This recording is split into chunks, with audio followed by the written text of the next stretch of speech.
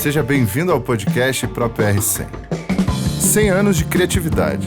A história da propaganda paranaense. No episódio de hoje, Leonardo Lazarotto entrevista Luiz Aurélio Alzamora. Luiz Aurélio, conta pra gente como que você começou na propaganda e como que a propaganda chegou até você. Como que foi? Bom, eu na verdade queria estudar psicologia. E aí não consegui, por algum motivo eu acabei fazendo administração, e em administração comecei a gostar de marketing, e aí queria trabalhar com publicidade. E aí eu procurei o Bamerinos, e na verdade eles tinham uma vaga para recursos humanos. E eu fui trabalhar em avaliação de desempenho. Eu lembro que o diretor de recursos humanos na época, o Nelson Fanaia, o pai, disse: não, mas aqui, numa das entrevistas que a gente fez, né? Não, mas aqui trabalhar com pessoas é uma espécie de marketing.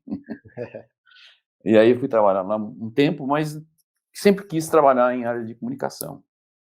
E o Bamerinos tinha uma house chamada Umuarama Publicidade. Eu fiquei 2 anos insistindo com o Sérgio Reis: me leva para lá, me leva para lá, me leva para lá. Me dá essa chance, me dá essa chance. E 2 anos depois surgiu a chance. Ele disse: eu quero montar uma área de atendimento. Eu falei assim: o que faz atendimento? Eu quero ser publicitário, eu quero ser criativo, né? Todo mundo começa querendo ser criativo. Uhum. Aí eu, na verdade, comecei na área de atendimento, fui montar uma área de atendimento na Umuarama Publicidade. Ela era aqui na Brigadeiro Franco ainda, uma casa. E lá encontrei o Sérgio Mercer, o famoso Sérgio Mercer, que você vai ouvir falar dele. Se tivesse vivo, seria um dos primeiros a serem entrevistados, que era um brilhante criativo, né? Criou o negócio da poupança dos meninos, né? O slogan famoso. E tinha lá o Mirandinha, que também é um outro que é um design fantástico. E aí eu comecei a aprender o ofício. Não tinha escola de publicidade naquela época. Estou falando 40 e tantos anos atrás, 44 anos atrás, né? E aí se aprendia na agência. Era como se fosse uma corporação de ofício da Idade Média. Se ia aprender fazendo.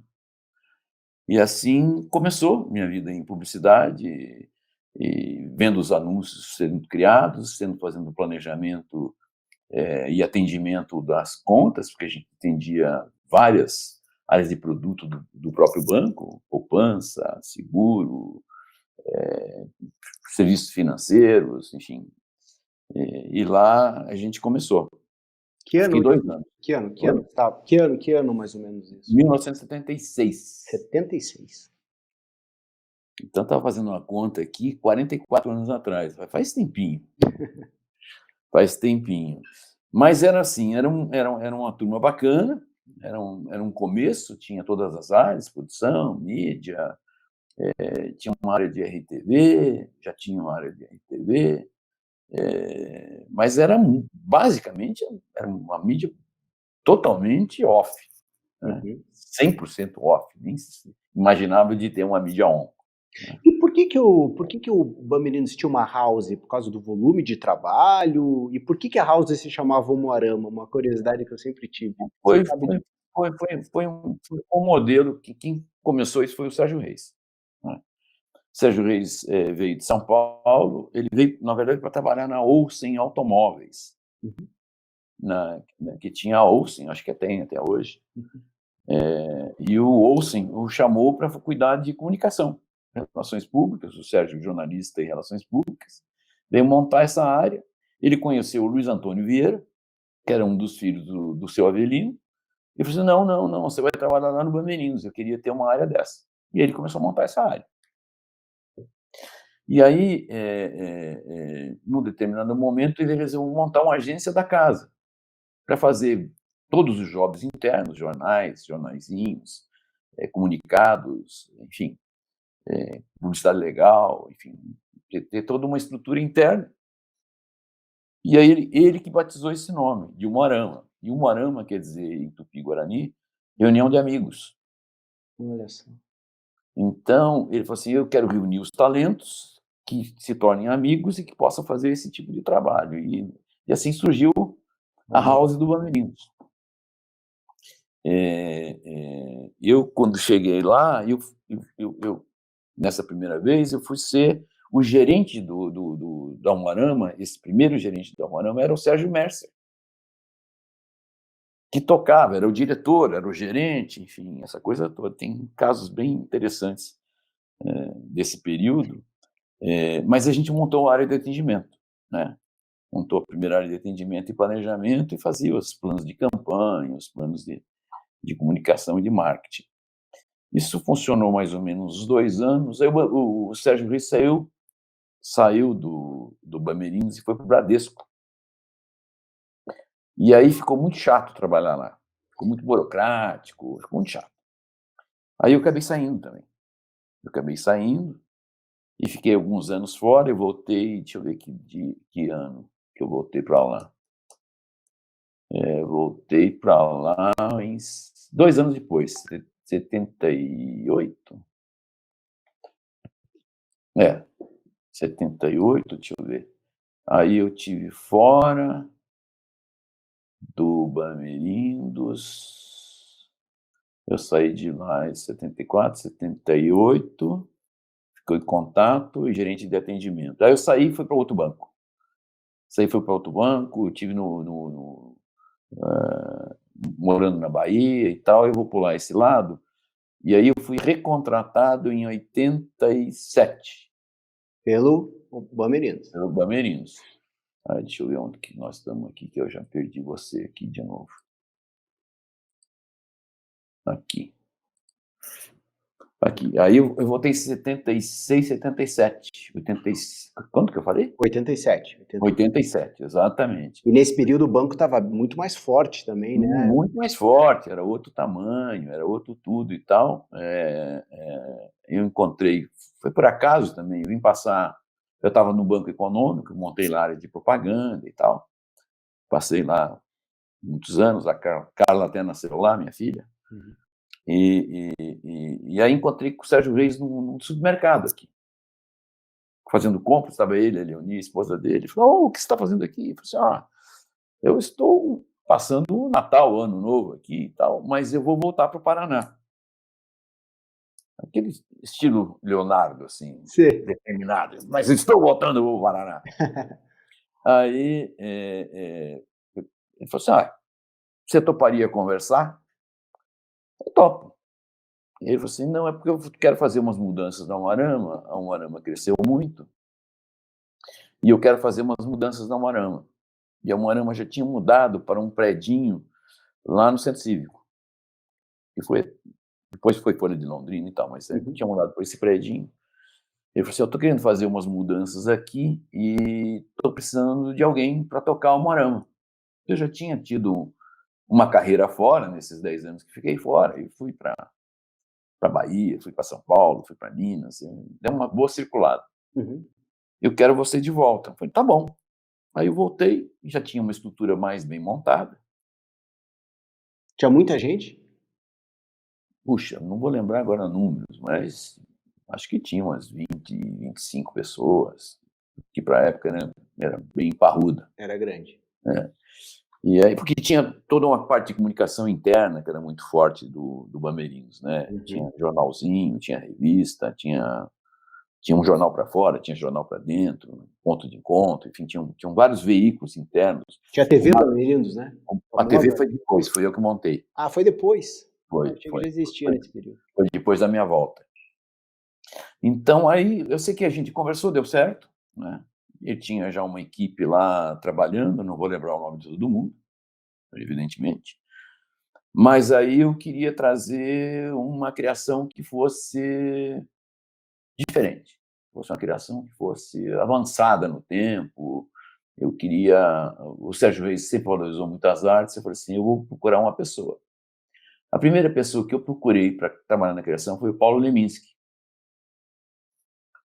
E aí eu fiquei catando, eu não o conhecia. conhecia livros, conhecia poesia, conhecia a história dele. Enfim. Uhum. E aí liguei para ele. E o Paulo Leminski, aquele jeito polaco de ser, ele disse assim: tá errado, eu sei, não estou procurando emprego, estou bem onde eu estou. Acho que ele estava na Sclan naquela época. Estou bem onde eu estou. Eu falei, então tá, então desculpa aí, né? Mas me deram o seu nome, estou te ligando e tal. Eu disse, mas eu tenho que indicar. Eu falei, perfeitamente. A Alice Ruiz. Esposa dele. Aí eu falei assim, mas quem é Alice? Ele disse, uma poeta, uma criativa, sensacional. E tá, assim, mas como é que eu encontro ela? Você está aqui do meu lado, é minha esposa. Que ótimo. Aí eu marquei, fui lá na casa deles para conversar. Eles moravam lá no Pilarzinho. E eu cheguei lá e tive uma conversa ótima com a Alice Ruiz, que era uma pessoa bastante genial, com um talento enorme e tal.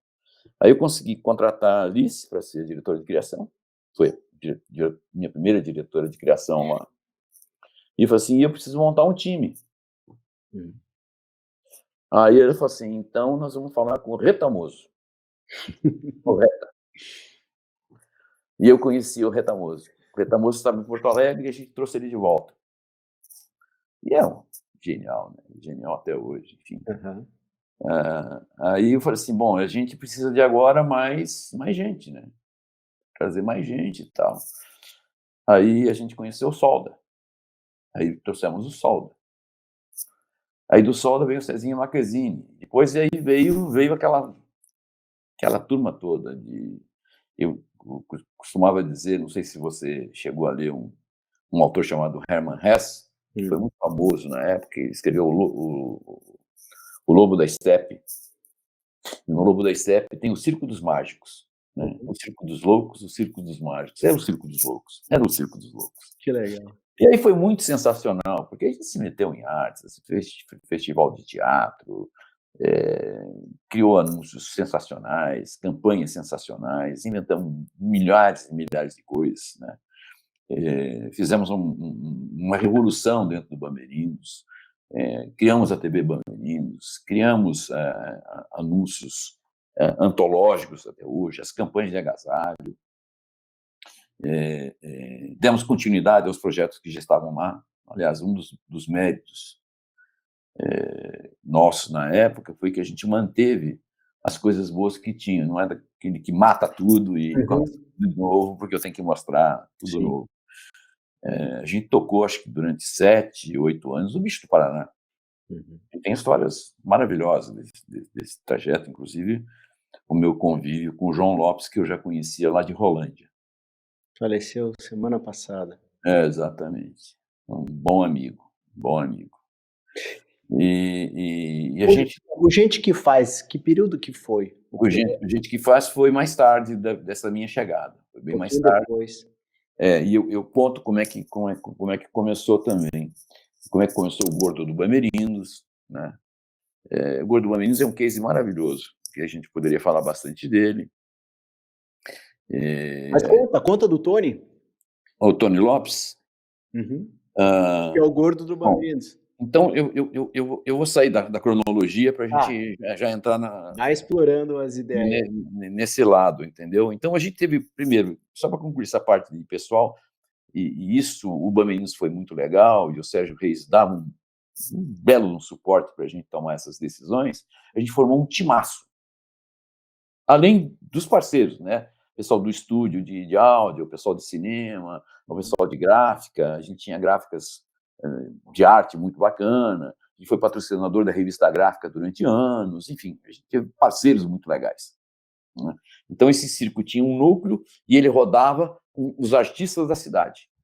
Tinham advogados que eram poetas, né? Tinham pintores que viraram publicitários, que fizeram peças publicitárias. Né? Então, foi muito legal, porque a gente não tinha só o núcleo fechado como é hoje. Você tem uma equipe inteira, tem determinados fornecedores, mas todo mundo ia lá. Todo mundo frequentava a casa. Primeiro o Macintosh foi na minha sala. eu comprei, uma pessoa falou: cheguei dos Estados Unidos, tem um Macintosh. Ninguém sabia usar. Aham. Ninguém sabia usar, e ele ficava na minha sala assim, e tinha visitação no final do dia. Deixa eu ver um Macintosh. Coisas interessantes. Gordo do Bamerindos. O Gordo do Bamerindos, o Tony, durante muito tempo a gente estava procurando um personagem para ser um personagem do Bamerindos. Né? Foi feita uma pesquisa muito grande, com mais de 400 personagens e atores e atoras, atrizes. Né? O primeiro personagem foi uma mulher, uma menina de Campinas. Foi testado, foi testado inclusive em algumas regiões, em cidades, não funcionou. Aí um dia o pessoal da produtora da Aba Filmes, o Oscar Caporali, disse: olha, eu acho que achei o personagem para o Bamerindos.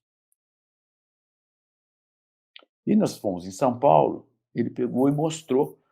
Ele falou assim: olha, esse cara é um arquiteto, é um ator de teatro, eu fui ver uma peça num bairro assim, assim, assim, assim, achei que esse cara tem uma expressão. Ele colocou, era a figura do anti-herói. Uhum. Gordo, careca, com Barbudão. óculos, ofegante, suarento, entendeu? Pesado, mas de um carisma enorme. Quer dizer, ele é nada a ver com o Super-Homem, né? Uhum. Mas assim, de uma empatia, assim, vamos testar. E testamos, e a aprovação foi sensacional. Né? Ele tinha uma empatia com o público e ele tinha um volume de GRP maior que o Jô Soares, que o Bamerindos era um grande anunciante. Então, a gente conseguiu colocar ele no cotidiano das pessoas. Ele não podia ter mais do que 25 palavras nos 30 segundos, né? Porque ele tinha uma pausa, ele falava muito com expressão corporal, com sobrancelha, com os ombros, enfim, ele tinha toda uma técnica. E ele era o cliente Bamerindos, era o cara que sabia das dicas, o cara que sabia das coisas, o cara que sabia o que fazer com o seu rico dinheirinho. Né? Então, ele criou uma empatia muito grande com... Eu administrei a carreira dele durante 6, 7 anos. Eu acho interessante, Luiz, porque eu era bem novo nessa época, mas eu via o Tony na TV. E hoje em dia a gente anda de máscara, né, por causa dessa pandemia, e você vê as pessoas sorrindo com os olhos. O Tony sorria com os olhos, a simpatia dele, e o mais incrível é que hoje a comunicação dos bancos tenta ter essa cara humanizada, né? O Santander agora com essas conversas, né? Olhando para a câmera, o funcionário olhando para a câmera e te dando uma dica. Pô, o Tony, vocês faziam isso 40 anos atrás, 30 anos atrás, praticamente. Isso. O Tony ficou com um contrato com o Bamerindos, acho que durante 8 anos. Não foi dos menos longevos, não, né? Durou muito tempo, acho que foi dos mais longevos, depois do Carlinhos Moreno, durou muito. Ele tinha uma empatia com o público, a gente saía com ele, dava autógrafo, as pessoas queriam fazer foto com ele. É verdade a história que ele só podia sair na rua de terno e gravata? Não, de terno e gravata não, mas a gente cuidava do guarda-roupa dele. A gente cuidava porque ele tinha uma representação pública permanente, tinha contrato com isso. Mas ele parou de fazer as peças de teatro nesse período? Ficou quase escondido? Não, ele tentou várias coisas, mas ele não ele tentou ser produtor, ele tentou ser de cinema, tentou fazer longa, tentou fazer várias coisas. Mas é aquela coisa, acabou sendo de um papel só. Né? Tinha bons redatores, e tinha uma direção fantástica, que eu dirigia e conhecia, e tirava a alma dele, enfim. E o volume de GRP vira um fardo para a pessoa também, né? Ele é muito simpático, ele era uma pessoa possível, ele não é aquele super-herói inatingível. do aspiracional. Ele é a pessoa que nem que a gente, entendeu? Uhum. Com sentimento, com carne, com osso. Ele chorava, às vezes, na câmera. Uhum. Ele homenageava as mães e chorava. Enfim, ele tinha um acting muito, muito legal. E aí, e esse personagem, além de ter crescido muito, né, e ter essa empatia, a gente, eu sempre, como diretor e como gerente e tal, eu sempre naveguei em todas as águas, né? Então,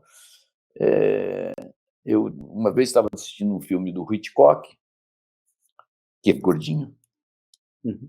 e ele passava na cena, ele Hitchcock. Eu falei assim, putz, né, eu podia fazer isso com o Tony, numa novela. E aí, isso é interessante, porque eu falei com o pessoal de criação, falei, ó, tive um pensamento, fazer assim, não sei não, e tal. Aí liguei para a Globo. A gente patrocinava a novela das 19 horas. Eu falei assim, eu queria fazer um merchandising de personagem. Os caras assim, você pirou, né? Não. Claro que não. Endoidou? Eu falei, não, mas veja bem, é assim e tal, e aí ele entra e passa. E aí as pessoas dizem assim, conhece esse cara de algum lugar. Genial. E aí foi assim, não, não, né? Acho que passou uns 15 dias e me ligaram, olha, a gente esteve conversando aqui com a produção e com os redatores aqui, os roteiristas, e eles gostaram da ideia, dá para você vir aqui no Rio conversar? E assim surgiu o primeiro personagem de novela, personagem garoto propaganda, né? Sim. E aí ele aparecia, conheci esse cara de algum lugar e tal. Puta, eu lembro disso, Luiz, eu lembro disso. Eu era criança, mas eu lembro disso. E Chega a aí, arrepiar. a gente começou fazendo merchan mesmo com ele. E às vezes ele entrava num caixa automático, fazia um saque de dinheiro e tal. Então, essa foi a primeira coisa, é um case, a Globo coloca isso como case até hoje. E depois a gente fez com o Comercial Casado. No intervalo ele colocava o produto. Fazia o merchandising da novela, no intervalo entrava o produto. A Fiat fez uma coisa parecida esse ano. Bem, com outra qualidade de produção, tudo, Sim. mas é o mesmo modelo, né? Então aí o Tony virou personagem, um personagem hitchcockiano de novela. Uhum. Foi o primeiro que aconteceu isso. Isso é um case maravilhoso. Um outro case, já vou pular para um outro, esse daria para falar outras coisas do Tony, mas, enfim, foi quando o Bamerindos foi inaugurar a 1000ª agência. Esse é um case também bem bacana. Aí eu chego na agência, o pessoal tinha criado, falou assim, ó, o Eugênio Tomé, que era redator na agência, chegou lá e disse assim, Luiz Aurélio, a gente queria te apresentar a campanha da 1000ª agência do Bamerindos. Então tá, deixa eu ver. Eu disse, olha, ao invés de a gente fazer a 1000ª agência, vamos inaugurar a 11ª? E por quê?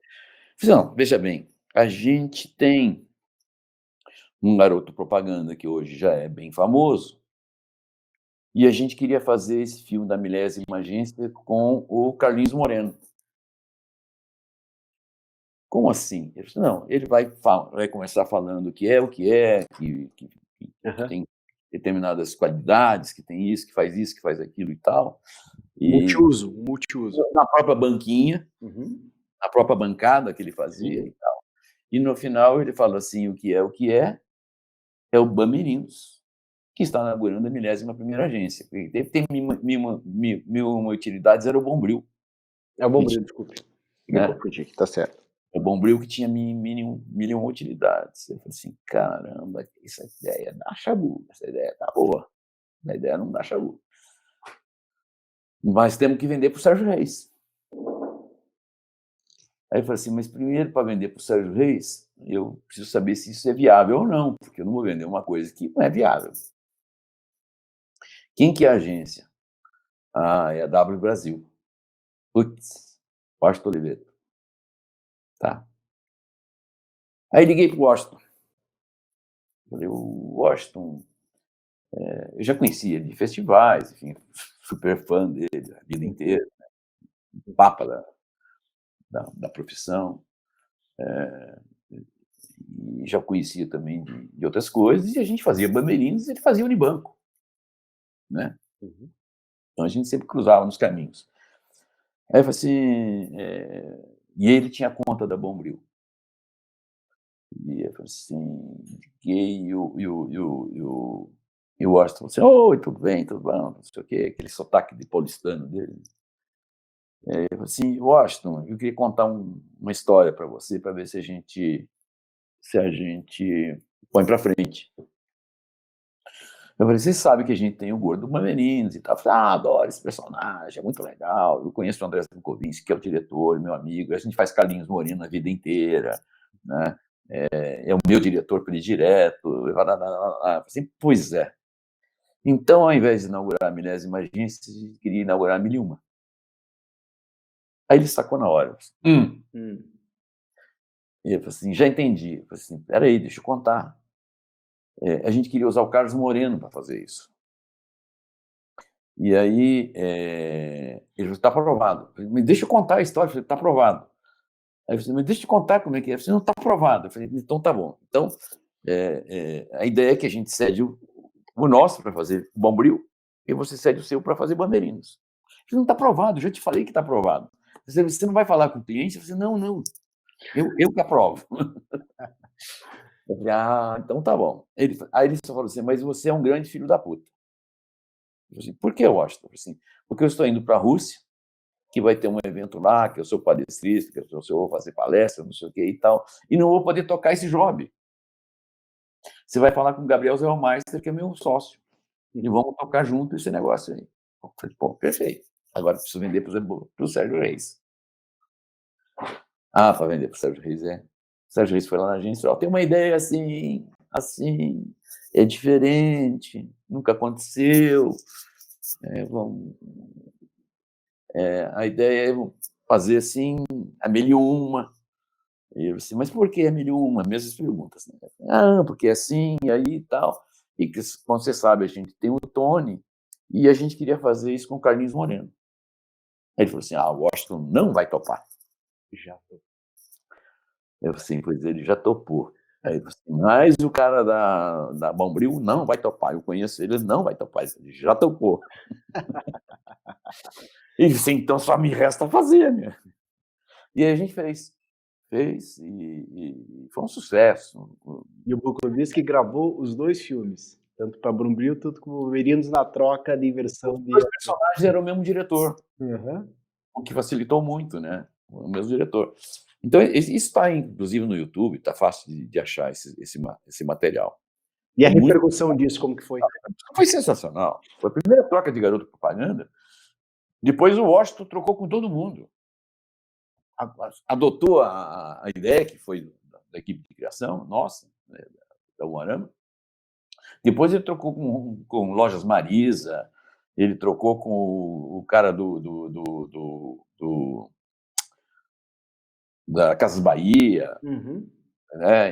Aí ele fez uma troca com o cara do Unibanco, que tinha também um cara do Unibanco. Enfim, ele fez os troca-troca todos. E, estilo Washington, São Paulo, era qualquer regionalzinho, né? Exatamente. Então, ele disse, agora eu vou aproveitar até o talo a ideia. Que case legal, Luiz.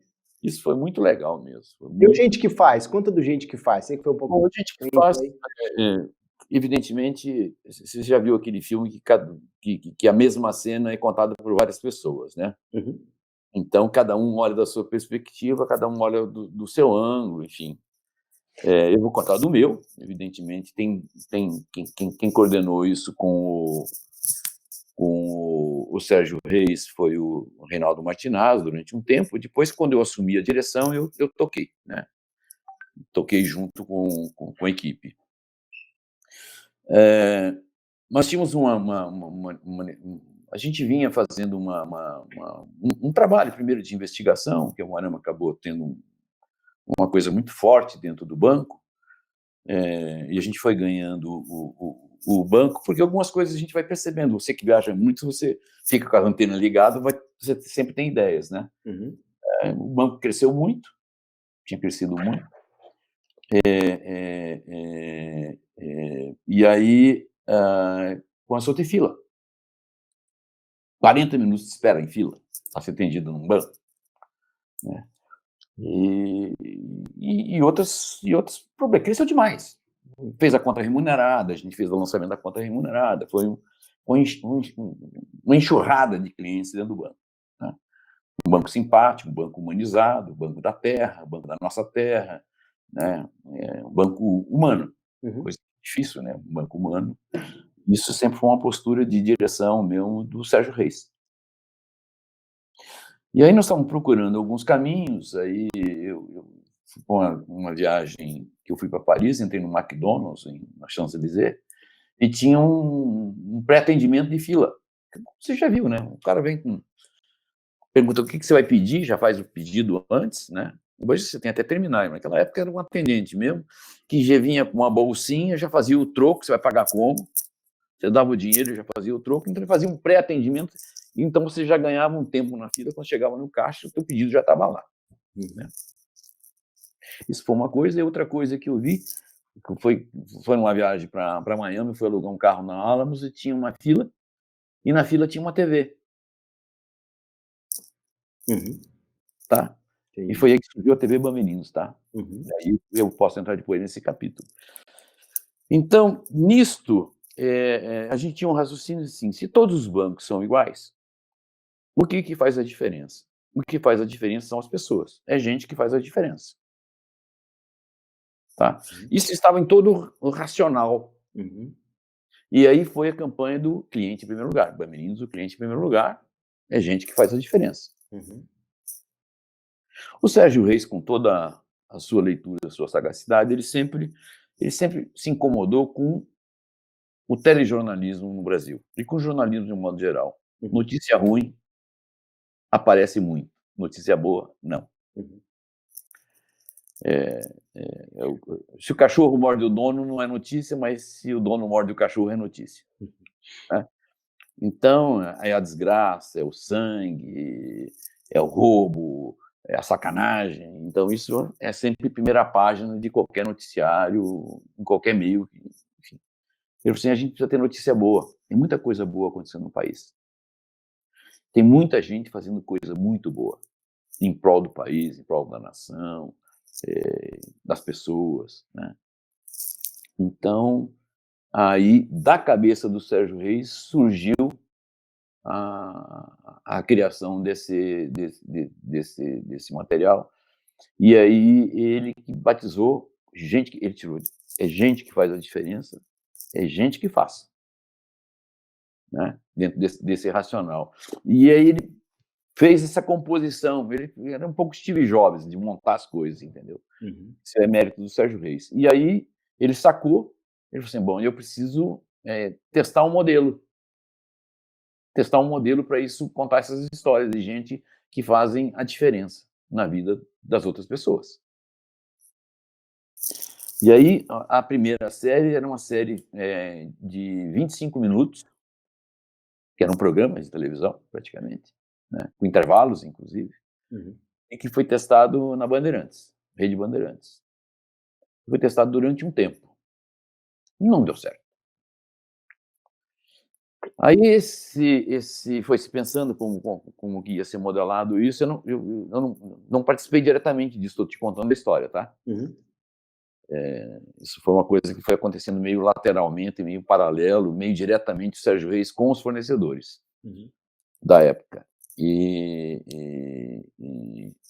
aí se chegou a uma modelagem de 3 minutos, que dá para você contar a história inteira com 3 minutos. E que era exatamente um intervalo. comercial. Aí se fez uma negociação com a Rede Globo. Não era uma grande audiência aos sábados à noite. Então, uma negociação super esperta e com uma modelagem que iria no primeiro intervalo do Jornal Nacional. Tinha a escalada e um primeiro intervalo, e já entrava quer dizer, na verdade, o segundo intervalo. Tem a escalada, tem 1 minuto e volta para o Jornal Nacional, e depois tem o primeiro intervalo. Sim, mas era uma mídia determinada. Isso. E aí começava a fazer chamadas disso já na sexta-feira. Então, tinha comerciais chamando, veja no intervalo do Jornal Nacional, barará. Né? Então, qual é a diferença disso? Primeiro, por que foi escolhido o sábado? Porque o sábado sempre foi um noticiário mais ameno. É o Jornal Nacional da Família. Então, ele é mais social, ele é mais cultural, ele é mais artístico, coisas bacanas, são notícias mais leves. A pancadaria fica de segunda a sexta. Então, também foi escolhido por isso o dia de sábado. E dentro desse princípio de ser a notícia boa, um quadro de notícia boa dentro do Jornal Nacional. E esse projeto eu acho incrível, Luiz, porque hoje em dia você fala muito do branded content, do conteúdo de marca, por gente que faz os projetos que mais expressa exatamente isso. Um conteúdo feito por um banco apresentando histórias de empreendedorismo. Exatamente. Dentro Hoje você tem várias outras plataformas para exibir um conteúdo de 3 minutos, mas naquela época era super inovador. Não tinha. E depois ele se estendeu, né? Não é só na área de economia, ele se estendeu para coisas da sociedade, né? Ele teve desde do guarda de trânsito lá em Pernambuco a professora freira no Rio Grande do Sul, né? Então tiveram N personagens, né? O menino que foi empreendedor e que montou uma peixaria no Ceará, né? E um professor universitário que inventou Sim. Né? Então, aí a história que você conhece. Isso durou, acho que, uns 9 anos, esse projeto. Mas, Luiz, quanto tempo você ficou na Umuarama e no Bamberinos? Depois desse retorno que você chegou lá em 87? Retorno, eu fiquei, deixa eu ver aqui, eu tenho essa cronologia que eu estava montando esses dias. Eu entrei em 87, janeiro de 87, fiquei no Umuarama até 96. 9 anos. 9 anos. 9 anos. Deixa eu só... Fica à vontade. Não, aqui... 9 anos. 9 anos nesse período. Eu já tinha ficado 2 anteriores, e depois eu fiquei um período como diretor de marketing do próprio banco, né? Então, cuidava de comunicação, mas não diretamente de comunicação só, né? E aí, quando você sai do banco, você sai no período da venda, sai um pouco antes? Eu saí 1 ano antes da intervenção. Da intervenção. Isso, que foi em 97. Eu saí em 96. Aí fui para a DM9. Aí começa uma nova fase do Luiz na DM9 em Brasília ou em São Paulo? Em São Paulo. Em São Paulo. Vamos explorar essa fase do Luiz agora na DM9? Podemos. Sai um pouco do Paraná, mas a gente pode sim. Deixa eu ver se eu tinha alguma coisa aqui que eu queria destacar. A gente pode falar uma conversa tua só de Bamerinos, mas você tem... Tem. A gente montou a TV Bamerinos, aquele negócio que eu vi lá na Álamo, a gente montou a TV. A TV chegou a ter 70 pessoas. É um negócio bacanérrimo. Dá para falar bastante disso aí depois, né? Mas finaliza sobre a TV Bamerinos, daí a gente segue para a DM9, para um novo momento do Luiz aí com a companhia. Tá. Na TV Bamerinos, a TV Bamerinos surgiu assim. Eu tinha visto esse negócio da fila, né? a gente já tinha um embrião de produção para coisas internas, né? E coisas voltadas para o clientela, de impressas, né? Folheto, jornalzinho, mala direta, todo esse CRM, digamos assim, era feito dentro da Umuarama. E aí, quando eu cheguei, eu vi aquilo e falei assim, puta, mas olha que coisa bacana, né? Ele voltado para o turismo, mas a gente podia estar vendendo entretenimento, porque eu precisava ganhar tempo na fila, né? A sensação de tempo, né? Desses o pré-atendimento deu uma redução de tempo, sei lá, de 40 a 45 minutos de espera, reduziu pelo menos 15%, e já tinha um atendimento logo na chegada, né? E depois, com a TV implantada, a sensação de tempo era de 10 minutos. Por quê? As pessoas se entretinham, né? Uhum. E eu aproveitava para vender ali produtos e serviços e colocava coisas, paisagens, tinha uma programação para isso, de utilidade pública. Vai ter vacinação, Uhum. no inverno, cuide disso, cuide daquilo, está vindo a safra, né? Presta atenção, imposto de renda. Então ele tinha um conteúdo informativo, mas tinha um conteúdo lúdico. Mas não existia internet, não existia Wi-Fi, essas coisas não existiam. Streaming. Nem pensar, isso não tinha nada, não tinha Cara, nada disso, não tinha que existia tocar a isso. fita manualmente. Isso mesmo, era um cassetinho, fita cassete. A gente produzia a programação, né? A gente começou com um equipamento bem mais ou menos, meio VHS assim.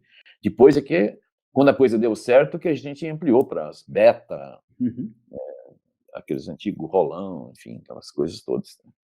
E aí a gente fez um teste, primeiro aqui em Curitiba, né, na regional de Curitiba, mas era uma televisão com um videocassete embaixo, que é essas canguru assim, tem Uhum. uma Uhum. bolsa embaixo que você instalava, ou videocassete separado, a televisão em cima, né, ainda de tubo, e a gente mandava um programa por semana, e que ficava rodando em looping. Batia, voltava. Uhum. Durante uma semana. Essas fitas, depois a gente chegou a instalar isso em 600 agências. E a gente fazia numa empresa chamada, acho que Videolar, em Manaus. Mandava para lá, eles faziam todas as fitas, a gente disparava as fitas. E era um leva e traz. Passava o programa, eles devolviam a fita, depois ia a fita. Né? Ali a gente conseguiu ter uma equipe, chegou a ter 70 pessoas. Nossa. Produzindo programas, viajando o Brasil inteiro, fazendo reportagens regionais. Tinha um jornalismo de bancada, Uhum. né? Enfim, deu super certo. Super certo. Muitos jornalistas da cidade hoje passaram pela TV Bamirinos. Nossa, muita gente tem. Muita gente, Muita gente. muita gente, muita gente. Eu montei, depois que eu saí, não acompanhei mais, mas ele cresceu mais ainda. Cresceu mais ainda. Mas foi assim um projeto muito, muito bacana. Ele se desumbilicou, digamos assim, da Umuarama e virou uma TV mesmo, Sim. com 3 ou 4 ilhas, um estúdio, bem bacana. Ficou bem bacana mesmo. Muito legal. E aí, Luiz, sai do banco, sai da Umuarama e vai para a DM9. Conta essa história pra gente aí, como que foi esse movimento. Então, a minha saída do Bamerindos eu acho que foi um encerramento de ciclo mesmo, Uhum. né? E aí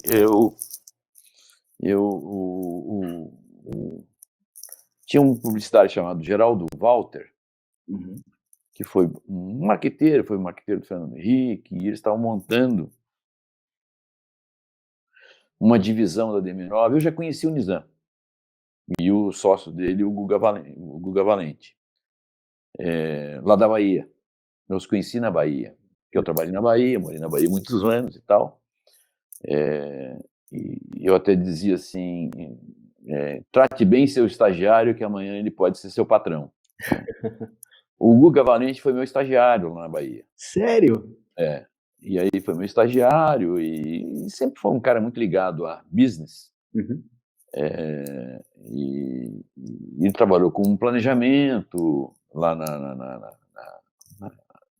no Banco Econômico, que eu montei a área de marketing lá. E aí sempre tive contato com eles, né? Com ele, com o Nizam, por conta dessa minha morada na Bahia. Uhum. E cruzava nos festivais, e cruzava em vários lugares e tudo. Quando eles estavam para montar a DM9 Divisão Institucional, e o Geraldo Walter conhecia uma pessoa aqui, a Cila Schumann, Uhum. e a Cila me indicou. Falou assim, olha, tem um cara que fez um trabalho assim, assim, no Bamerindos, que fez um trabalho assim, assim, assim, já me conhecia e tal. Eu falei, pô, já ouvi falar desse cara, lá da Bahia. E o Geraldo Walter foi de uma agência chamada Engenho Novo, lá na Bahia e tal. Não lembrava dele. E aí nós encontramos em São Paulo e falou assim, você não quer vir para cá, não? Nós estamos montando uma divisão, estamos precisando de alguém que cuide do nosso escritório das contas públicas. Eu nunca mexi com conta pública, não faço ideia. Não, aqui a gente tem a Telesp, que é pública, mas não é pública, enfim. Né? Poderia começar com a Telesp, temos aqui o governo de São Paulo, tem não sei o quê e tal. Perfeitamente, vamos. E foi assim que a gente começou a montar uma estrutura, né, na divisão institucional, que ele já tinha lá vários jornalistas, e tinha alguns publicitários, trabalhava com o Nizam. Uhum. Na verdade, era um filhote do DM9. Uhum. Era DM9 institucional. E aí, ali eu comecei. Aí eles precisaram de alguém que montasse o escritório de Brasília. Aí eu fui montar o escritório de Brasília, da DM9. E até aquelas loucuras do Nizam, né? Eu falei, Nizam, eu gostaria de ter só uma estrutura de atendimento, de planejamento, contatos, enfim, essa coisa toda, e usar o melhor da criação da DM9. Uhum. Quero usar a criação da DM9 de São Paulo, quero usar a mídia da DM9 de São Paulo, quero usar a estrutura profissional de São Paulo. Não, de jeito nenhum, você tem que montar uma agência completa em Brasília. Perfeitamente. Não precisa. Não vai dar certo. Mas aquelas coisas do Nizam, né? Toca o pau, aluga um andar, contrata, sai contratando 20, 30, 40 pessoas. Uma loucura. E a gente montou uma agência completa em Brasília, e a DM9 deve ter sido a agência que modificou a comunicação pública no país. Porque não era o segundo, terceiro escalão para fazer carregação. Uhum. Tá? Uhum. E todo mundo fazia carregação porque o cliente mandava fazer. Uhum. Compra aí, compra por metro, vamos fazer, já acertei, vamos fazendo. Uhum. E a DM9 inverteu esse ciclo, né? A gente começou a fazer campanhas na saúde, que foi muito premiada. Uhum. Campanhas fantásticas na saúde.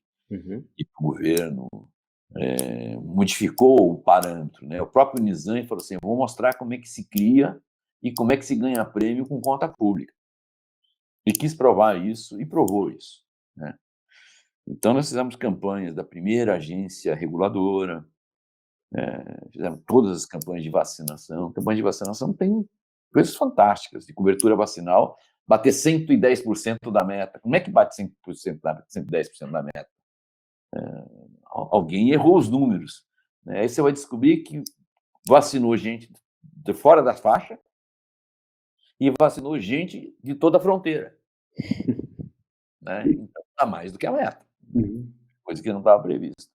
É fora da faixa etária, né? Então, teve campanhas muito, muito legais, né? De trânsito, de prevenção ao alcoolismo, enfim, os trabalhos que a gente fez para a doutora Ruth, primeira-dama. Uhum. E aí começou, só que 6 meses depois, essa estrutura era grande demais. Ele mandou desmontar. Do dia para a noite. Ele manda e manda desligar. Tá demais, não sei o que e tal, tá muito caro essa estrutura. A gente reduziu Mas ainda assim, aí eu consegui usar mais a estrutura de São Paulo, né? Consegui estudar, fizemos coisas maravilhosas ali. Eu acho que a comunicação pública do país teve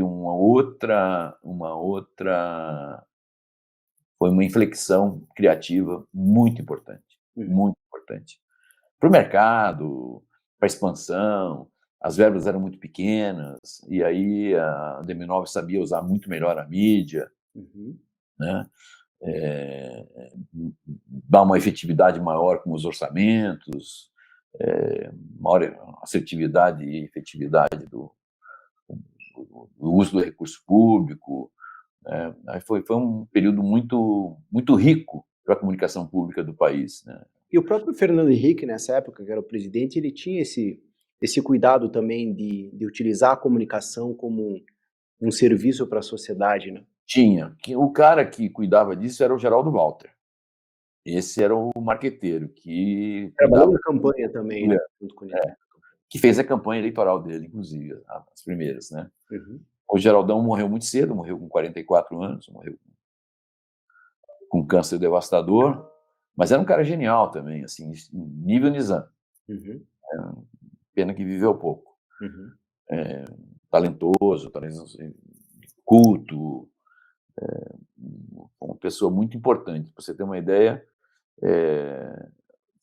Fernando Rodrigues, quando ele morreu, fez uma coluna inteira na segunda capa da Folha de São Paulo.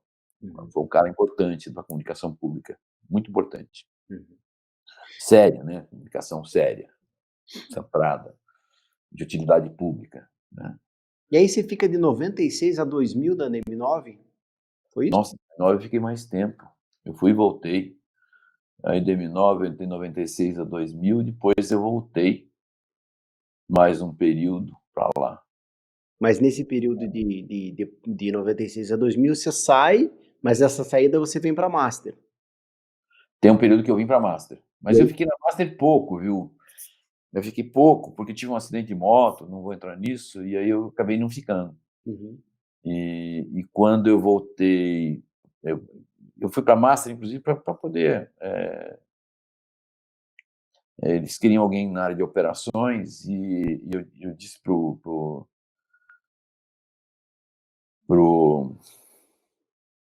Pedro e pro Antônio. Antônio, que eu era um cara muito desorganizado para fazer operações. Para cuidar de operações tem que ser uma pessoa muito organizada, muito estruturado. Uhum. E eu era muito porra louca. Eu gostava de estar com o pessoal da criação, não gostava com o pessoal do planejamento. Então, eu gostava de estar pensando junto, enfim, essa coisa toda. Mas eu fiquei um período com operações. Eu tive um acidente horroroso. Sou muito grato ao Antônio até hoje, porque ele me protegeu aí durante meses, né, sem eu trabalhar.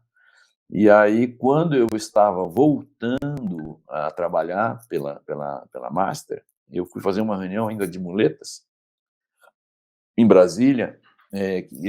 A Master tinha conta do Ministério da Saúde, entendeu? Tinha conta do Ministério da Saúde, e, e, e, e aí eu fui fazer uma reunião lá, e o responsável pelo marketing do Ministério da Saúde, que eu já conhecia de outras histórias. Ele tinha sido, inclusive, tinha feito alguns trabalhos para mim quando eu estava na DM9. Eu contratei ele como consultor algumas vezes. E ele me convidou para jantar, ele e o Raul Bastos, fomos jantar na casa dele. E aí ele me disse que ele estava... O Matarazzo estava saindo da SECOM, que era responsável pela SECOM, e que ele ia assumir a SECOM em Brasília. Para ser, na época, o ministro de Comunicação Social do governo Fernando Henrique. Que o Serra, que era o ministro da Saúde, ia sair, ia ser candidato a presidente da República. Ah, que legal, que bacana, que ótimo e tal. E aí começamos a desenhar como é que seria a estrutura, a nova estrutura da SECOM que ele estava pensando em propor, e começamos a pensar em nomes de pessoas que poderiam compor a equipe, né? Não íamos, ele não queria levar ninguém do mercado, porque era o último ano de governo Fernando Henrique, Uhum. e então a gente queria compor uma equipe com gente dos ministérios e com gente das empresas públicas. E aí a gente conhecia um bocado de gente, né? Então a gente pegou algumas pessoas da Caixa Econômica, que tinha um marketing bacana, pegamos do Banco do Brasil, que tinha um marketing bacana, pegamos gente da Petrobras, que tinha um marketing bacana, né? Pegamos do Itamaraty, que tinha gente bacana, e a gente pegou, fez um time, Uhum. começamos a desenhar o mapa, na verdade. Tá aqui fulano, põe aqui fulano, põe aqui ciclano e tal. Aqui, eu disse assim, essa área aqui, que é a área de publicidade, é que coordena o orçamento, de fato, por onde passam todas as campanhas do sistema, do SICOM. Aqui você tem que colocar um cara de confiança, né? De preferência que conheça o que é uma publicidade, porque também, senão, põe um contador, não resolve o problema. Não dá. Mas por ali vão passar bilhão de dinheiros, né? Uhum. Então você, naquela época passava tudo, né? Banco, mercadológica, passava tudo. E aqui você tem que colocar uma pessoa de confiança e tal. E pensamos em vários nomes. Podia ser fulano, podia ser ciclano, podia ser não sei o que e tal. E aí fomos jantar, vamos deixar essa janelinha para depois. Aquela coisa mineira, né? Uhum. Vamos deixar essa janelinha para depois. Aí foi, resolveu aquilo. Aqui eu acho que a cara de auditoria tem que ser um cara que não deixe errar, né? Que conheça a legislação, que conheça o compliance, que a gente vai bem intencionar, mas os volumes são grandes. Uhum. Um erro pode ser mal interpretado, né? Então a gente não pode errar. Uhum. Então tem que ter um cara safo em conhecer a legislação e como funciona a máquina de governo. E aí, no meio do jantar, o Raul vira assim, eu já sei quem eu vou indicar para esse lugar aqui. Eu falei assim, quem? Ele falou assim, você. Eu falei, vocês estão doidos, eu estou aleijado? Estou cheio de muleta aqui, estou com as costas costuradas, com costela não sei o quê, cheio de cirurgia. Vocês estão doidos. Eu só vim aqui para cuidar da minha conta. Me deixa em paz, né? E assim eu acabei indo para o governo Fernando Henrique. Em 2000? 2000 para 2001, exatamente. Ficou no governo do Fernando Fiquei um Henrique. ano, fiquei um ano no governo. Foi um ano no governo. Foi muito rico também. Foi um ano que eu considero como se tivesse ido servir o exército, servir a nação, entendeu? E era um salário bem mais baixo, mas enfim, a gente fez coisas, a gente propôs carreira de comunicador público, Uhum.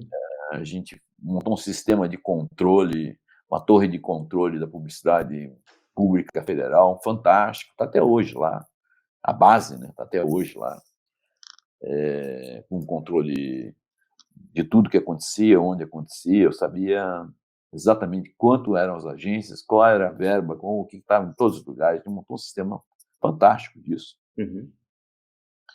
Até um processo de licitações, a gente mexeu muito nessa legislação. Foi muito rápido, eu fiquei um ano e pouco lá, e eu coordenei a transição, né? Uhum. Perdeu a eleição, É verdade. entrou o PT, né? Aí eu estava lá, o Bob tinha saído para fazer a campanha eleitoral, que perdemos, né? Uhum. E aí eu montei todo um esquema de transição e de disclosure, full disclosure, de mostrar tudo, todos os números, quanto estavam os contratos, onde que estava, quanto investia, quem era quem. Cada uma das agências tinha todas as conexões, enfim, as qualidades e tudo. E mandamos um dossiê na transição que a gente não recebeu quando assumiu. Uhum. E isso era a postura do Fernando Henrique, né? Fazer uma transição republicana. E E Foi, foi amistosa a relação na transição ali? Foi um momento... foi amistoso. A primeira pessoa que eu recebi do partido que estava entrando no poder foi a Gleisi Hoffmann. Eu não a conhecia. Uhum, Fez várias perguntas. Ela já conhecia o Pedro Allan, uhum, de Londrina, alguma coisa assim. uhum, E tem uma pessoa assim, assim, que trabalha numa agência assim, assim, assim. Eu falei assim, eu conheço bastante, inclusive. uhum, Eu já estava com o dossiê pronto. uhum, O Bob estava voltando, já tinha voltado. Que o Bob que tinha uma conexão com o Fernando Henrique uhum, e com o Serra. E aí a gente combinou que a gente tinha um trabalho muito forte, mas nós íamos entregar para o sucessor, uhum, quem fosse assumir a SECOM. uhum. Aí esteve conosco o Flora, não sei se você conheceu o Marcos Flora, Tá. que era do PT. E aí esse veio como um preposto do Gusquem, que Tá. foi o ministro Secretário. do PT todo o tempo, o secretário-ministro.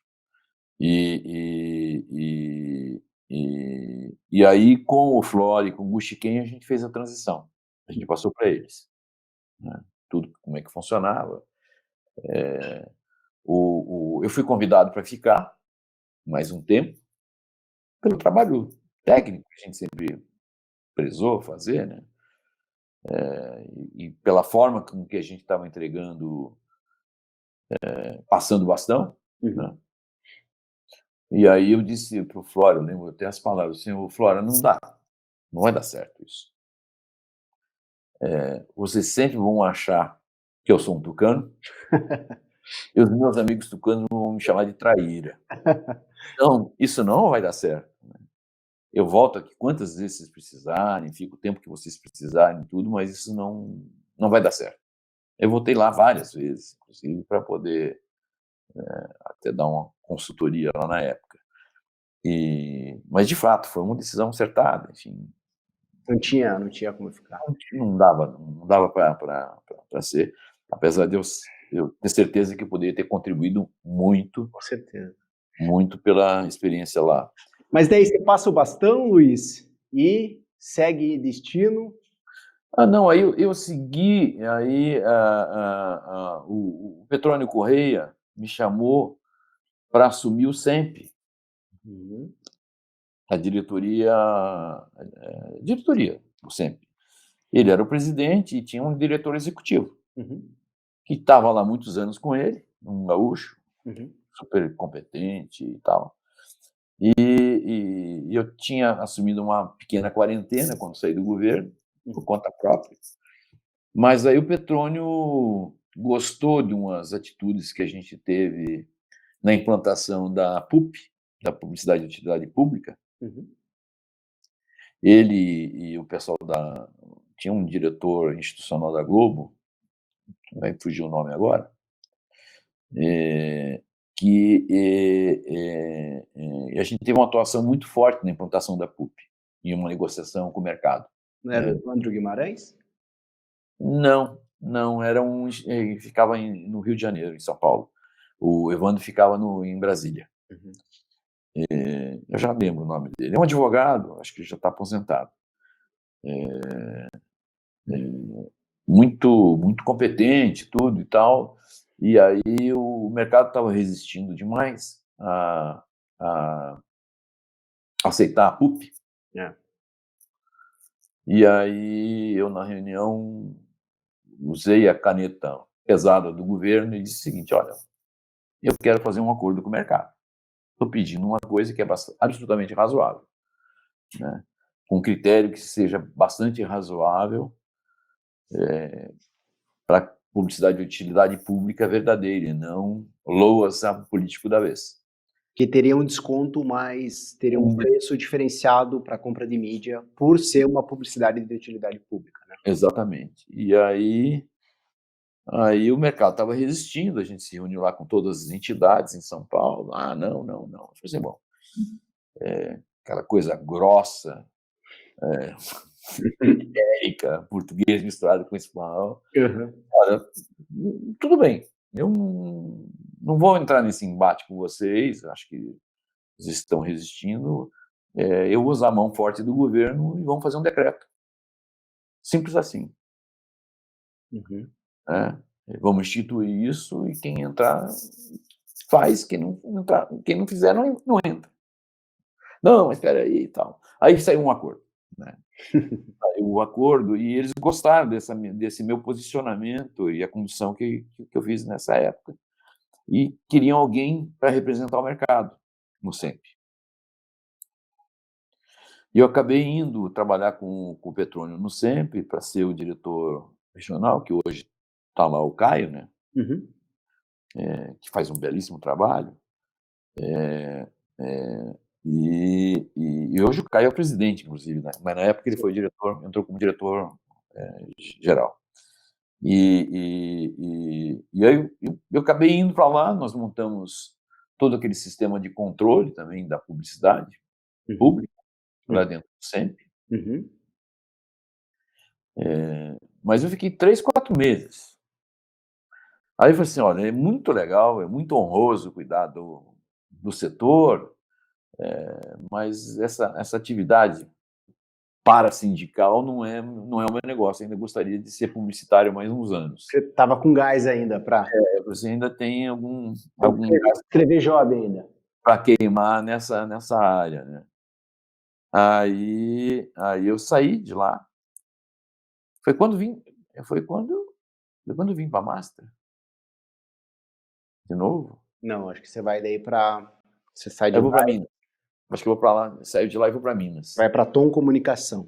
Isso, vou botar uma comunicação. Acho que é em, 2002, 2003, é isso, né? é, eu acho que é isso mesmo. E aí, teu irmão tá lá Meu irmão tá lá. nesse período? Meu irmão tá lá. 2013, exatamente. 2013, começo de 2004 eu fui para Tom, que se chamava For. Outra historinha também para contar. Mas aí essa coisa foi rodando, rodando, rodando. Eh, Passei pela MPM, aí, aí, aí entrei na Nova SB. E aí você ficou um bom tempo na Nova, né, Luiz? 10 Eu fiquei 10 anos. 10 anos. Mas quando você vai para a Nova já estava bem consolidada ou era o momento da criação dela? Porque ela nasce depois que Não, ela o tem, acho que ela tem, eu fiquei 10 anos, ela já tinha uns 9 que existia, acho. 7, uns tá. 7 anos que existia. Uns 7 anos, acho que sim. Eu fiquei lá 10 anos. Peguei uma fase ótima lá também, é outra história. Mas voltando um pouco para o Paraná, eu acho que tem uma história interessante. Eh, eh, a gente teve um período Uhum. né, muito rico na publicidade. A Almarama certamente terá um capítulo importante, mas a Master, a Sclan, essas agências que foram os pilares lá atrás, antes dessas tiveram outras, também importantes. O Jaime Miranda disse que o melhor momento da vida dele na política foi quando ele governou com os políticos e publicitários, com os artistas e publicitários. É verdade, ele fala isso. E ele teve uma relação muito forte com o Sérgio Mercer e com um grupo de publicitários que criaram várias coisas, a coisa do ligeirinho, a coisa do lixo, Uhum. enfim, coisas muito importantes de políticas de governo surgiram, inclusive, de conversas com os publicitários. Uhum. Então, os publicitários tinham não só a responsabilidade de fazer a comunicação, mas tinham uma possibilidade de conversar com a autoridade e desenhar coisas em prol da sociedade. Era uma cadeira de consultoria, né, de ficar do Isso. lado e olhar a cidade, o estado. E isso eu aprendi naquela época. E eu tenho isso até hoje, mas eu aprendi naquela época, né, esse conteúdo, né. Eu lembro que quando eu voltei para a Master tinha uma das contas do Jaime governador, E a gente fez um projeto na Master, que é muito legal, e que, na verdade, não foi muito entendido pelas demais agências. E essa foi uma conversa direta que a gente teve com o Jaime. O Jaime, a gente não quer dominar esse negócio aqui, mas se você pegar alguns setores, a área de educação, a área de esportes, a área de economia, a área de não sei o que e tal, você consegue fazer várias iniciativas, né, e mobilizar via governo, até iniciativa privada, para fazer campanhas para o Paraná. Você vai fazer com a Master, como você vai fazer com a Múltipla, como você vai fazer com, enfim, com cada uma das agências que existiam na época. Chama, mobiliza e fala assim, você cuida disso, você cuida disso, cuida disso, e eu vou ser o vendedor. Né? Uhum. Vamos chegar lá para a TV Paranaense e falar assim, eu gostaria que você cuidasse desse segmento de esportes. Vocês podem fazer isso? Né? Então, a gente tinha essa coisa de uma campanha integradora, e tinha essa possibilidade. O Jaime tinha esse negócio. Ele gostava de alguns, sim, porque ele tinha uma maior afinidade até intelectual e cultural, enfim. Mas ele tinha essa dimensão de usar essa estrutura toda do Estado, de usar essa estrutura toda das pessoas que poderiam ajudar o Estado a ser melhor, a cidade a ser melhor. Uhum. Né? Então, isso você entende, porque a gente já conversou sobre isso aí Claro. muitas vezes, né? É. Então, isso foi muito legal, isso foi um aprendizado de uma turma que circulava os mesmos botecos em torno do Teatro Guaíra, né?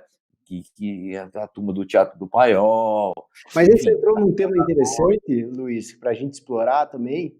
Quem que eram essas pessoas que te inspiravam para a gente falar? Porque é uma turma que você dividiu ali quando você montou na Umuarama, o Círculo dos Artistas, como que era o que você Círculo dos Mágicos. Círculo dos Mágicos. Círculo dos Mágicos. É. Quem que são os publicitários, os artistas? Quem que eram as pessoas que você olha? É uma conversa aqui para a gente guardar aí a memória da propaganda paranaense, mas quem que eram as pessoas que você... Nossa, esse cara faz um trabalho incrível. Olha, tem esses nomes que eu já te dei, alguns já não estão mais aqui para contar a história, mas alguém poderá contar histórias maravilhosas deles, né? Uhum. O Leminski era um cara brilhante, sempre foi um criativo brilhante, né? Certamente quem trabalhou diretamente com ele, o Solda, tem histórias para contar, Uhum. né? E tem histórias para contar também da dupla que ele duplou com o Leminski muitos anos, né? E o próprio Solda tem uma história bacana. O Eloy, que tem uma memória fantástica e escreve, esse cara vai ter um repositório, ele vai contar histórias maravilhosas. Aí vocês vão precisar de uma semana de conversa com o Eloy. E que conviveu com essa turma toda, né? Eu sempre gostei muito da Alice, tinha um texto bacana e conseguia controlar essas feras, Sei. né? Talvez tenha sido a primeira diretora de criação do Paraná, Uhum. poeta de origem. Então, ela também vai ter histórias para contar disso. O Reta é um cara sensacional, um cara multimídia, sempre foi, é um cara completamente fora da curva. Né? Já eram tantos, e faz tanto tempo, né, que eu teria que começar a recuperar. Não, mas você... Meu irmão Vinícius é um cara que tem boas histórias para contar na área de criação, né? Tem boas coisas para contar aí, algumas coisas que... Tinha alguns que eu não consegui trabalhar, que eu gostaria de ter trabalhado, né? Eu gostaria de ter trabalhado na Esclan, Uhum. com o que foi dono lá, o Irã? Irã. Eu disse isso para ele recentemente. Uma das minhas frustrações na vida é que eu não consegui trabalhar diretamente com você, Irã. Você conseguiu... Da Irã saiu o Hernani Buchmann, saiu o Antônio Freitas, saiu essa gente toda. Uhum. Essa gente toda que você vai montar suas próprias agências, né? Então, foi uma escola bacana. Eu falei, eu queria ter vivido essa época com vocês lá. Né? O Irã é um cara respeitável, um cara que merece um lugar no panteão também, junto com o Antônio. E tem essa pessoal da nova geração, né? Que veio depois, que vieram de fora. O Beto tem uma história bacana, o Beto Rios tem uma história bacana. O pessoal que montou aquela agência, vai fugir os nomes agora, mas esse pessoal da nova geração que montou essas agências mais recentemente, mais digitais, tem gente muito bacana, o próprio Regalo que você citou aí, tem uma geração aí bacanérrima, que eu acho que são um pouco esse espírito. E você Eu gostava muito do Pedro, né? O Pedro foi um cara, um texto maravilhoso, um cara de planejamento fantástico. Eu sempre sacaneei ele, falou assim, a imprensa paranaense perdeu um grande jornalista, eu não sei se ganhou um grande publicitário ainda, mas ele tinha um texto maravilhoso.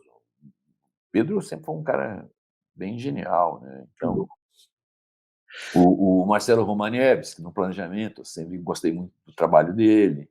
Sim. Desses que estavam mais próximos, né? Tiveram gente bem bacana aí. Então, você tem injusto em não lembrar de todos os nomes. Citou só craques aí. Mas, Luiz, você comentou agora até sobre as novas agências, mais digitais. Como que você vê tudo que você construiu na sua carreira, passou por grandes empresas, grandes agências, mudou muito a comunicação? Hoje você está numa cadeira super importante aí do Sebrae também, olhando a comunicação da unidade, mas mudou muito. Lá da Umuarama, claro que, mas em termos de essência, você acha que mudou muito? Qual que é a visão que você tem? Como que vai ser isso aqui para frente? Essa indústria? Eu acho que a mensagem continua sendo a coisa mais importante, né? Então, isso não mudou. Isso seja nos arautos da Grécia Antiga, enfim, no Egito, mas continua sendo a mensagem, né? Que é o que importa. O que mudou, e mudou radicalmente, são os meios. São os meios e a forma, né? A forma que você consome a informação, a mensagem, a velocidade com que ela se propaga, para o bem e para o mal.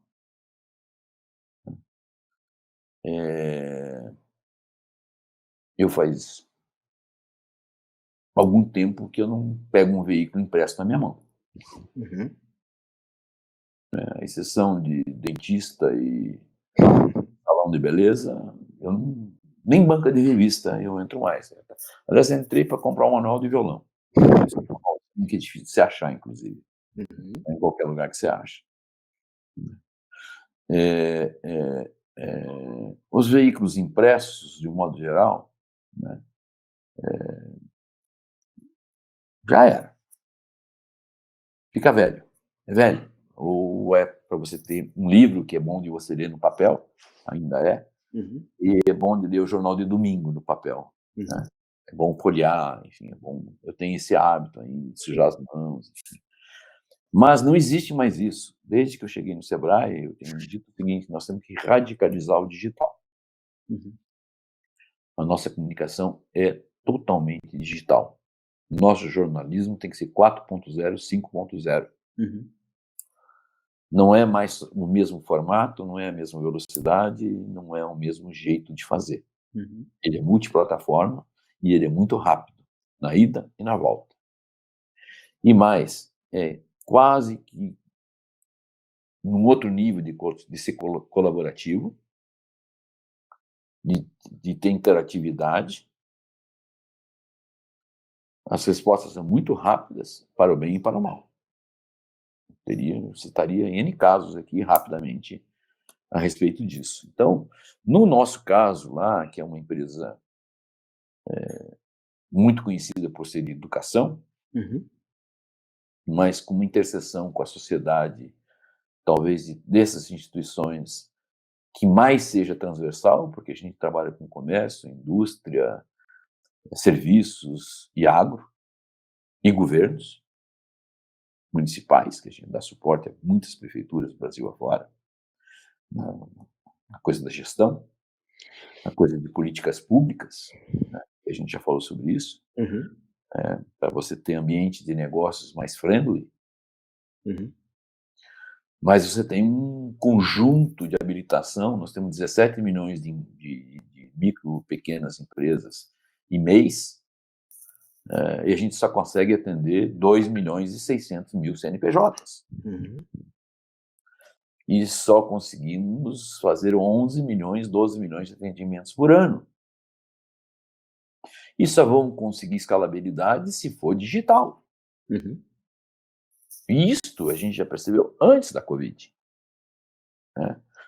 Que a gente só vai conseguir ter escalabilidade Brasil em quantidade para poder preparar mais gente, mais líderes para o Brasil, se a gente tiver escalabilidade. Não dá para fazer presencial, apesar de a gente ter 1.800 pontos presenciais. Então, a comunicação nossa tem que ser nesse nível. Tem que ser nesse nível digital, para você atingir mais gente ao mesmo tempo, rapidamente, entendeu? Com custo e com assertividade muito maior. Então,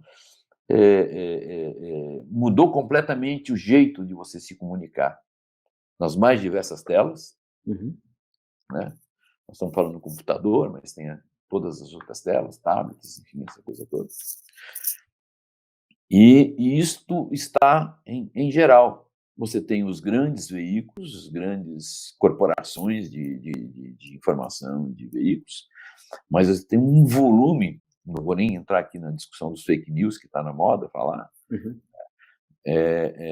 de fornecedores de informação, e que essa informação hoje tem que ser curada para ser disponível com credibilidade para o consumidor final. Uhum. E para isso você tem os grandes da mídia, que você conhece bem, né? Os jornais, rádios, televisões, Uhum. grupos e não grupos, que têm a sua própria credibilidade. E você tem as instituições. Instituições, por exemplo, a do Sebrae, já que, né, eu trabalho lá, que consegue fazer um grupo de mais de 120 pesquisas e análises do mundo do empreendedorismo, do micro e pequeno negócio, como ninguém. Quando a gente solta uma pesquisa, todo mundo presta atenção. Uhum. Então, você tem que ter marca, produto, credibilidade, e tem que ter um sistema que faça isso fluir.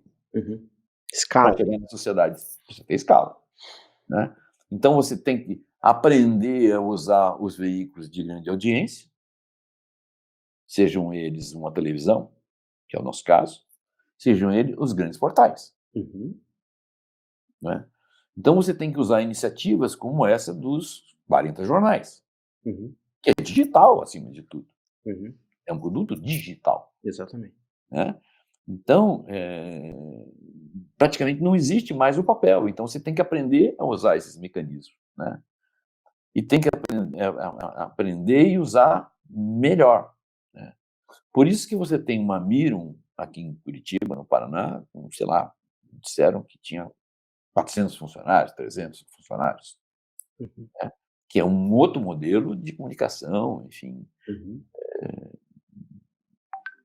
que é outra pegada, né?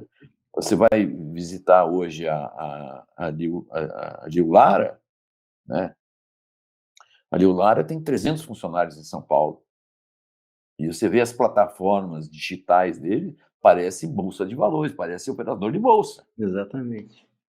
né? Você entra lá, tem os núcleos de trabalho, o núcleo de trabalho da Nissan, eles estão com os monitores de vendas, os monitores com ponto de venda, o comercial entrando, como é que essa coisa está funcionando. Uhum. E é direto.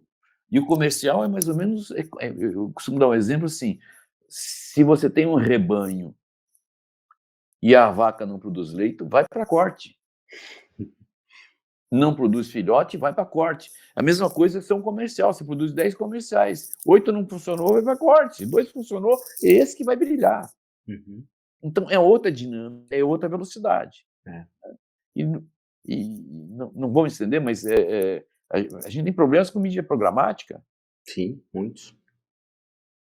né? E agora tem os sleeping giants da vida que estão olhando para você e te enfiando o dedo na cara, né? Então, tudo isso mudou muito rápido, está mudando muito rápido, é É. é totalmente on, e vai evoluindo o tempo inteiro, né? E você tem que estar atento, você tem que estar operando o tempo inteiro. Tira esse comercial, entra esse comercial, tira esse comercial, entra esse comercial, muda esse horário, muda para aquele horário, muda isso aqui está funcionando, essa mensagem funciona melhor, aquela lá funciona melhor. Então, ele tem uma outra velocidade. E tem uma velocidade que você tem que continuar tendo conteúdo para falar com a sociedade, para falar com as pessoas, para falar com os consumidores. Exatamente. E que tem a chave de desligar. É diferente da televisão convencional, que voltou a ter grandes audiências de novo, pela credibilidade da informação, Uhum. os noticiários, né? Porque é o clique que vai mandar, é que manda, Uhum. né? Se era o dial que você virava o canal, agora você tem um clique que é 1 zilhão de possibilidades que você pode fazer. Uhum.